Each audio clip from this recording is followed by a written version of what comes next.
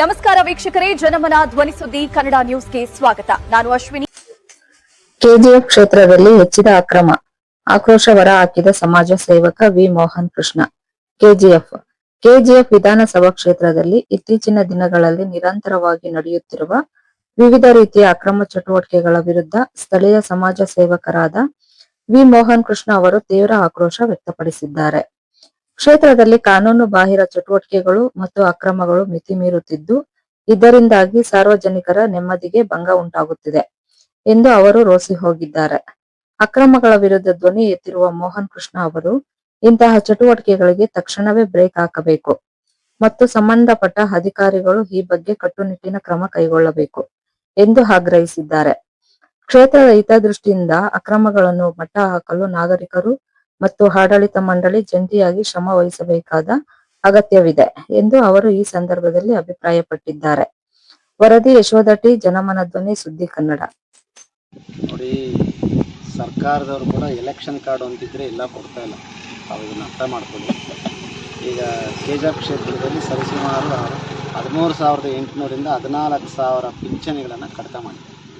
ಮೊದಲನೇದಾಗಿ ಜನರನ್ನ ದಿಕ್ತಪ್ಪಿಸ್ತಾ ಇದ್ದೀರಾ, ಜನರಿಗೆ ಅನಾನುಕೂಲ ಆಗ್ತೈತೆ ಅಂತ ಮಾಧ್ಯಮಗೋಷ್ಠಿ ತೋರಿಸ್ಕೊಟ್ಟಿದ್ದೀನಿ, ಇದು ದಾಖಲೆ ಸಮೇತ ಕೊಟ್ಟಿದ್ದೀನಿ.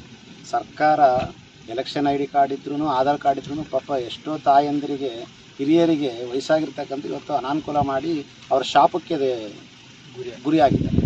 ಅದ್ರ ಜೊತೆಗೆ ಈ ಚುನಾವಣೆ ಬಂದಾಗ ಯಾವುದೋ ದುಡ್ಡನ್ನು ಖರ್ಚು ಮಾಡಿ ಇವತ್ತು ಶ್ರೀನಿವಾಸ ಕಲ್ಯಾಣ ಅಂತ ಮಾಡಿ ಕ್ಷೇತ್ರಕ್ಕೆ ಪಾಪ ಅಂಟ್ಕೊಳ್ತಾರೆ. ಸೊ ನನ್ನ ಉದ್ದೇಶ ಚುನಾವಣೆ ಬರುತ್ತೆ ಅಂತಲ್ಲ, ತಾವು ನೋಡಿರ್ಬೋದು ಓಂ ಶಕ್ತಿ ಬಸ್ ಚುನಾವಣೆ ಬಂದಾಗ ಮಾತ್ರ ಕೆಲವರು ಬಿಡ್ತಾರೆ. ಆದರೆ ನಾವು ಓಂ ಶಕ್ತಿ ಬಸ್ ಇವತ್ತಲ್ಲ ನಾಳೆ ಅಲ್ಲ, ಚುನಾವಣೆ ಉದ್ದೇಶ ಅಲ್ಲ, ನಮ್ಮ ಸೇವೆ ನಿರಂತರವಾಗಿ ಮಾಡ್ತಾಯಿದ್ದೀವಿ.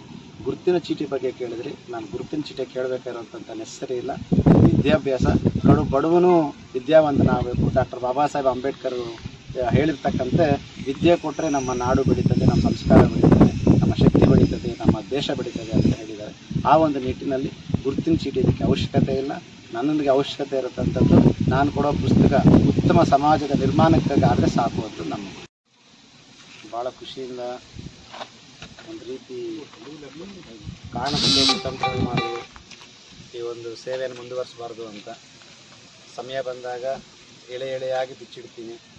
ಆದರೂ ಸಹ ನನ್ನ ಪ್ರೀತಿಯ ವಿದ್ಯಾರ್ಥಿಗಳಿಗೆ ನಾವೇನು ಪ್ರತಿ ವರ್ಷ ನಮ್ಮ RK ಫೌಂಡೇಶನ್ ಕಡೆಯಿಂದ ಈ ಪುಸ್ತಕ ವಿತರಣೆ ಕಾರ್ಯಕ್ರಮವನ್ನು ಮಾಡ್ತಾಯಿದ್ದೀರಿ. ಅದಕ್ಕೆ ಭಾಳಷ್ಟು ವಿಘ್ನಗಳು ಬಂದು, ಆದರೂ ಸಹ ಎಲ್ಲವನ್ನು ಮೀರಿ ಆ ಭಗವಂತನ ಕೃಪೆಯಿಂದ ನನ್ನ ಶಾಲಾ ಮಕ್ಕಳ ಒಂದು ಆಶೀರ್ವಾದದಿಂದ ಇವತ್ತು ಚಾಲನೆ ಮಾಡಿದ್ವಿ. ನೋಡಿ, ಸರ್ಕಾರದವರು ಕೂಡ ಎಲೆಕ್ಷನ್ ಕಾರ್ಡ್ ಅಂತಿದ್ರೆ ಎಲ್ಲ ಕೊಡ್ತಾ ಇಲ್ಲ. ತಾವು ಇದನ್ನು ಅರ್ಥ ಮಾಡ್ಕೊಳ್ಳಿ. ಈಗ ಕೆಜಿಎಫ್ ಕ್ಷೇತ್ರದಲ್ಲಿ ಸರಿಸುಮಾರು 13,800ರಿಂದ 14,000 ಪಿಂಚಣಿಗಳನ್ನು ಕಡಿತ ಮಾಡಿದ್ದಾರೆ. ಮೊದಲನೇದಾಗಿ ಜನರನ್ನ ದಿಕ್ತಪ್ಪಿಸ್ತಾ ಇದ್ದೀರಾ, ಜನರಿಗೆ ಅನಾನುಕೂಲ ಆಗ್ತೈತೆ ಅಂತ ಮಾಧ್ಯಮಗೋಷ್ಠಿ ತೋರಿಸ್ಕೊಟ್ಟಿದ್ದೀನಿ, ಇದು ದಾಖಲೆ ಸಮೇತ ಕೊಟ್ಟಿದ್ದೀನಿ.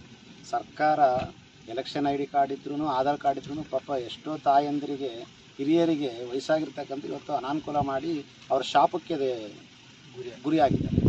ಅದ್ರ ಜೊತೆಗೆ ಈ ಚುನಾವಣೆ ಬಂದಾಗ ಯಾವುದೋ ದುಡ್ಡನ್ನು ಖರ್ಚು ಮಾಡಿ ಇವತ್ತು ಶ್ರೀನಿವಾಸ ಕಲ್ಯಾಣ ಅಂತ ಮಾಡಿ ಕ್ಷೇತ್ರಕ್ಕೆ ಪಾಪ ಅಂಟ್ಕೊಳ್ತಾರೆ. ಸೊ ನನ್ನ ಉದ್ದೇಶ ಚುನಾವಣೆ ಬರುತ್ತೆ ಅಂತಲ್ಲ, ತಾವು ನೋಡಿರ್ಬೋದು ಓಂ ಶಕ್ತಿ ಬಸ್ ಚುನಾವಣೆ ಬಂದಾಗ ಮಾತ್ರ ಕೆಲವರು ಬಿಡ್ತಾರೆ. ಆದರೆ ನಾವು ಓಂ ಶಕ್ತಿ ಬಸ್ ಇವತ್ತಲ್ಲ ನಾಳೆ ಅಲ್ಲ, ಚುನಾವಣೆ ಉದ್ದೇಶ ಅಲ್ಲ, ನಮ್ಮ ಸೇವೆ ನಿರಂತರವಾಗಿ ಮಾಡ್ತಾಯಿದ್ದೀವಿ. ಗುರುತಿನ ಚೀಟಿ ಬಗ್ಗೆ ಕೇಳಿದ್ರಿ, ನಾನು ಗುರುತಿನ ಚೀಟಿ ಕೇಳಬೇಕಾಗಿರೋಂಥ ನೆಸರಿ ಇಲ್ಲ. ವಿದ್ಯಾಭ್ಯಾಸ ಬಡವನು ವಿದ್ಯಾವಂತನಾಗಬೇಕು. ಡಾಕ್ಟರ್ ಬಾಬಾ ಸಾಹೇಬ್ ಅಂಬೇಡ್ಕರ್ ಹೇಳಿರ್ತಕ್ಕಂತೆ ವಿದ್ಯೆ ಕೊಟ್ಟರೆ ನಮ್ಮ ನಾಡು ಬೆಳೀತದೆ, ನಮ್ಮ ಸಂಸ್ಕಾರ ಬೆಳೀತದೆ, ನಮ್ಮ ಶಕ್ತಿ ಬೆಳೀತದೆ, ನಮ್ಮ ದೇಶ ಬೆಳೀತದೆ ಅಂತ ಹೇಳಿದ್ದಾರೆ. ಆ ಒಂದು ನಿಟ್ಟಿನಲ್ಲಿ ಗುರುತಿನ ಚೀಟಿ ಇದಕ್ಕೆ ಅವಶ್ಯಕತೆ ಇಲ್ಲ. ನನಗೆ ಅವಶ್ಯಕತೆ ಇರತಕ್ಕಂಥದ್ದು ನಾನು ಕೊಡೋ ಪುಸ್ತಕ ಉತ್ತಮ ಸಮಾಜದ ನಿರ್ಮಾಣಕ್ಕಾದರೆ ಸಾಕು ಅಂತ ನಮ್ಮ ಕ್ರಮದ ಬಗ್ಗೆ ನಾನು ಮಾತಾಡಿಲ್ಲ. ಹೇಳಿ, ನೀವೇ ಕೇಳಿದ್ರಲ್ಲ.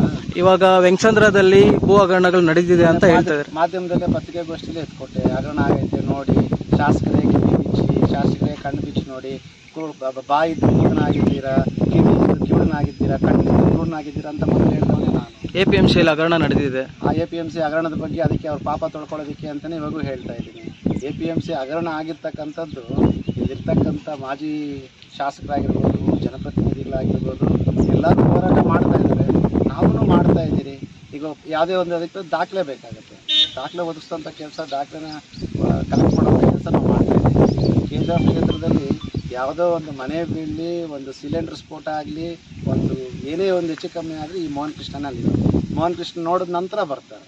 ಈಗ ಬೇತ್ಮಂಗಲದಲ್ಲಿ ಎಷ್ಟೋ ಮನೆಗಳಿಗೆ ಶಾರ್ಟ್ ಸರ್ಕ್ಯೂಟ್ ಆಯಿತು, ಯಾರೂ ಎಲ್ಲೂ ಕಾಣಲಿಲ್ಲ. ರೈತರು ಇವತ್ತು ಮಳೆ ಇಲ್ಲ ಅಂತ ಕಂಗಾಳಾಗಿದ್ದಾರೆ, ಯಾರೂ ಬಂದಿಲ್ಲ. ರೈತರಿಗೆ ಮಳೆ ಹಾನಿಗೆ ಬೆಳೆ ಹಾನಿ ಆಯಿತು, ಯಾರೂ ಬಂದಿಲ್ಲ. ಎಲ್ಲ ಕಡೆ ಮೋಹನ್ ಕೃಷ್ಣ ಹೋಗ್ತಾ ಇದ್ದಾನೆ, ಮಾಡ್ತಾ ಇದ್ದಾನೆ. ಯಾರು ಕಣ್ಣಿಲ್ವೋ ಅವರಿಗೆ ಮೋಹನ್ ಕೃಷ್ಣ ಬರಲ್ಲ ಅಂತಾರೆ. ಸಮಾಜದಲ್ಲಿ ಪ್ರಜ್ಞಾವಂತರಾಗಿರ್ತಕ್ಕಂಥವ್ರು ಮೋಹನ್ ಕೃಷ್ಣ ಎಲ್ಲಿದ್ದಾರೆ. ನಮ್ಮ ಆರ್ ಕೆ ಫೌಂಡೇಶನ್ನ ಪದಾಧಿಕಾರಿಗಳು ಭಾಳಷ್ಟು ಸಂಖ್ಯೆಯಲ್ಲಿ ಬಂದು ಕೈ ಜೋಡಿಸಿದ್ದಾರೆ. ಅವ್ರಿಗೂ ಸಹ ನಾನು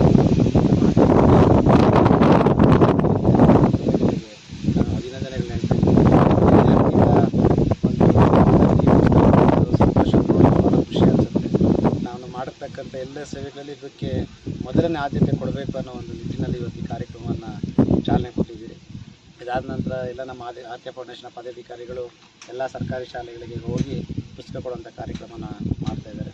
ಸೊ ಯಾವುದೇ ಒಂದು ರಾಜಕೀಯ ಉದ್ದೇಶ ಅಥವಾ ಇನ್ನೊಂದು ಉದ್ದೇಶ ಇಟ್ಕೊಂಡು ಈ ಕೆಲಸ ಮಾಡ್ತಾ ಇಲ್ಲ. ಕಾರಣ ಏನಪ್ಪ ಅಂತಂದರೆ, ಎಲ್ಲರೂ ಚುನಾವಣೆ ಬಂದಾಗ ಶ್ರೀನಿವಾಸ ಕಲ್ಯಾಣ ನೆನಪಾಗತ್ತೆ. ಅವರು ಪಾಪ ಮಾಡಿರೋದನ್ನು ಪಾಪ ತೊಳ್ಕೊಳ್ಳೋದಕ್ಕೋಸ್ಕರ ಶ್ರೀನಿವಾಸ ಕಲ್ಯಾಣ ಮಾಡುವಂಥದ್ದು, ಒಂದೇ ಪೂಜೆನ 10 ಸಲ ಮಾಡುವಂಥದ್ದು, ಗ್ರಾನೆಟ್ ಮಾಡಿರೋಂಥ ಪಾಪ ತೊಳ್ಕೊಳ್ಳೋದಕ್ಕೆ ಪೂಜೆ ಮಾಡುವಂಥದ್ದು, ಅಥವಾ ಚುನಾವಣೆ ಬಂದಾಗ ಮಾತ್ರ ಪೂಜೆಗಳು ಅಥವಾ ಪುನಸ್ಕಾರಗಳು ನೆನಪಾಗುತ್ತೆ. ಆದರೆ ಈ KGFನ ಮಣ್ಣಿನ ಮಗನಿಗೆ ನಾನು ಕೈಯಲ್ಲಿ ಶಕ್ತಿ ಇರ್ತಕ್ಕಂಥವ್ರಿಗೂ ನನ್ನ ಸೇವೆಯನ್ನು ಮಾಡ್ತಾ ಇರ್ತೀನಿ. ಸೊ ಚುನಾವಣೆ ಬರಲಿ, ಚುನಾವಣೆ ಹೋಗಲಿ, ನಮ್ಮ ಸೇವೆ ನಿರಂತರವಾಗಿ ನಡೀತಾ ಇರುತ್ತೆ ಅನ್ನೋದಕ್ಕೆ ಈ ಒಂದು ಪುಸ್ತಕ ವಿತರಣೆ ಕಾರ್ಯಕ್ರಮ ಉದಾಹರಣೆ ಆಗಿದೆ. ಆ ಭಗವಂತ ನೋಡ್ತಾ ಇರ್ತಾನೆ, ಯಾವುದಕ್ಕೆ ಸ್ವಾರ್ಥದಿಂದ ಮಾಡ್ತಾ ಇದ್ದಾರೆ, ಏನಕ್ಕೆ ಶ್ರೀನಿವಾಸ ಕಲ್ಯಾಣ ಮಾಡ್ತಾ ಇದ್ದಾರೆ, ಯಾವ ಉದ್ದೇಶದಿಂದ ಶ್ರೀನಿವಾಸ ಕಲ್ಯಾಣ ಮಾಡ್ತಾ ಇದ್ದಾರೆ ಅಂತ ಭಗವಂತನಲ್ಲಿ ಲೆಕ್ಕ ಇರ್ತದೆ. ನಾನು ಯಾರೊಬ್ಬರ ಬಗ್ಗೆ ಟೀಚೋದಿಲ್ಲ. ಸುಮಾರು ಶ್ರೀನಿವಾಸ ಕಲ್ಯಾಣ ನಾವು ಮಾಡಬೇಕು.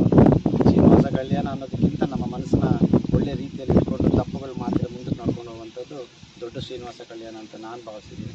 ಅದೇ ರೀತಿ ನಮ್ಮ ಮುಖಂಡರಿಗೆ ಎಲ್ಲರಿಗೂ ಹೇಳೋದು, ಕ್ಷೇತ್ರ ಜನತೆಗೆ ನಾನು ಎಲ್ಲರಿಗೂ ಮನವಿ ಮಾಡೋದೇನಪ್ಪ ಅಂತಂದರೆ, ತಾವೆಲ್ಲರೂ ಬುದ್ಧಿವಂತರಾಗಿದ್ದೀರಾ. ನಿಮ್ಮ ಒಂದು ಮತ ಭಾಳ ಅಮೂಲ್ಯವಾದದ್ದು. ನೀವು ಒಂದು ಮತವನ್ನು ಹಾಕಲಿಕ್ಕೆ ನೀವು 5 ವರ್ಷ ಒಂದು ರಾಜಕಾರಣಿನ ಅಥವಾ ಯಾರೋ ಒಬ್ಬರನ್ನ ನೋಡಬೇಕಾಗತ್ತೆ. ನಿಮ್ಮ ಮತವನ್ನು ಖರೀದಿ ಮಾಡಲಿಕ್ಕೆ, ಅಥವಾ ಧರ್ಮದ ಹೆಸರಲ್ಲಿ ಖರೀದಿ ಮಾಡಲಿಕ್ಕೆ, ಅಥವಾ ಪೂಜೆ ಹೆಸರಲ್ಲಿ ಖರೀದಿ ಮಾಡಲಿಕ್ಕೆ, ಅಥವಾ ನಿಮ್ಮದೇ ದುಡ್ಡನ್ನು ತಗೊಂಡು ನಿಮಗೇ ಊಟ ಹಾಕಿ ಆ ಊಟದ ಹೆಸರಲ್ಲಿ ನಿಮ್ಮನ್ನು ಖರೀದಿ ಮಾಡೋಂಥ ಕೆಲಸ ತಾವು ಮಾಡಿಕೊಡಬಾರ್ದು. ನೀವೆಲ್ಲ ಬುದ್ಧಿವಂತರಾಗಿದ್ದೀರಾ ಅಂತ ನಾನು ಈ ಮೂಲಕ ಹೇಳ್ತಾ, ಶ್ರೀನಿವಾಸ ಕಲ್ಯಾಣ ಮಾಡಿರ್ತಕ್ಕಂಥವ್ರಿಗೂ ಈ ಕ್ಷೇತ್ರದ ಜನತೆಗೂ ಆ ಭಗವಂತನ ಕೃಪೆ, ಶ್ರೀನಿವಾಸನ ಕೃಪೆ ಎಲ್ಲರ ಮೇಲೆ ಇರಲಿ. ನೋಡಿ, ಈಗಾಗಲೇ ನೋಡ್ತಾ ಇದ್ದೀರಿ, ಈ ಎಲೆನೋ ಅನ್ನೋದರಿಂದ ವರ್ಣದಲ್ಲಿ ಭಾಳ ಮುಂದೆ ಹೋಗ್ತಾ ಇದೆ. ರೈತರ ಮುಖದಲ್ಲಿ ಭಾಳಷ್ಟು ದುಃಖ ಕಾಣಿಸ್ತಾ ಇದೆ. ನಾನು ದೇವರಲ್ಲಿ ಪ್ರಾರ್ಥನೆ ಮಾಡ್ತೀನಿ, ಆ ಶ್ರೀನಿವಾಸ ಕಲ್ಯಾಣ ಮಾಡಿದ್ದೋ ಏನೋ ಗೊತ್ತಿಲ್ಲ, ಮಳೆನೂ ಹಿಂದೆ ಹೋಯಿತು. ಇನ್ನೊಂದು ಸಲ ಆದರೂ ಅವ್ರು ಕಲ್ಯಾಣ ಮಾಡಿ ವರ್ಣದೇವರ ಕೃಪೆನ ಮಾಡಿ, ಯಾಕಂದರೆ ನೋಡ್ತಾ ಇರ್ತಾರೆ, ದೇವರು ಕೂಡ ನೋಡೋಂಥದ್ದು ಸತ್ಯಮೇವ ಜಯಿತು ಅಂತ ಹೇಳ್ದಂಗೆ, ಯಾರು ಭಕ್ತಿಯಿಂದ ಮಾಡ್ತಾರೋ ಆ ಭಕ್ತಿಯಿಂದ ಎಲ್ಲರೂ ಮೆಚ್ಚುತ್ತಾರೆ ಅಂತ. ಸೊ ನಾವೆಲ್ಲರೂ ಸೇರಿ ಏನಾದರೂ ಪಾಪದ ಏನಾದರೂ ಆಗಿತ್ತಂದರೆ ಇವತ್ತೆಲ್ಲ ನಿನಗೆ ಬಿಡ್ತಾ ಇದ್ದೀನಿ. ದೇವರು ಕೂಡ ಕೋಪ ಬರೋಂಥ ಸಂದರ್ಭ ಬಂದೈತೆ ಅಂತ ನಾನು ಭಾವಿಸ್ತಾ ಇದ್ದೀನಿ, ನಾನು ವೈಯಕ್ತಿಕವಾಗಿ ಭಾವಿಸ್ತಾ ಇದ್ದೀನಿ. ಸೊ ರೈತರಿಗೆ ಒಂದು ಒಳ್ಳೆಯ ದಿನಗಳು ಬರಲಿ, ಆ ವರ್ಣದೇವ ರೈತರ ಮೇಲೆ ಕೃಪೆ ತೋರಲಿ. ಈ KGF ನಾಡಿನಲ್ಲಿ ಒಳ್ಳೆಯ ಬೆಳೆ ಬೆಳೆದು ರೈತರ ಮಗದಲ್ಲಿ ಮಂದಹಾಸ ಬರಬೇಕು ಅಂತಂದರೆ ಮಳೆ ಬರಲೇಬೇಕು. ಆ ಭಗವಂತನಲ್ಲಿ ನಾನು ಪ್ರಾರ್ಥಿಸ್ತೀನಿ, ಬೇಗ ಮಳೆ ಬಂದು ರೈತರ ಮಗದಲ್ಲಿ